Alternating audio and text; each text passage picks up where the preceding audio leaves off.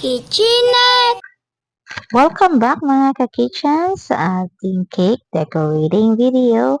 And for today's video, gagawa tayo ng simple cake but elegant design for grandma.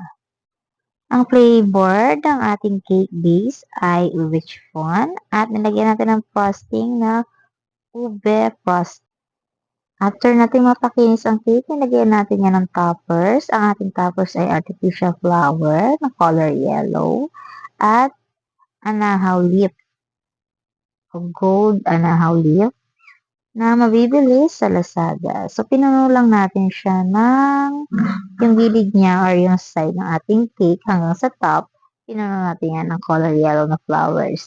At nilagyan natin ng acrylic na name na may nakalagay na inang at 83. So, mabibili din yan sa Lazada and order din natin yan sa Lazada. This cake is worth 700 pesos only.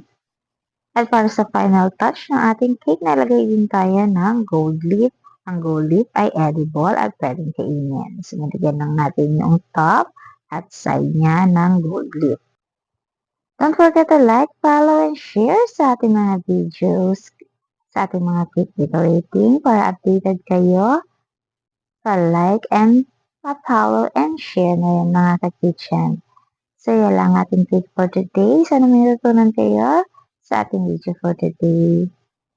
Thank you for watching mga ka-kitchen. J&J, the best and Jacob Kitchenette!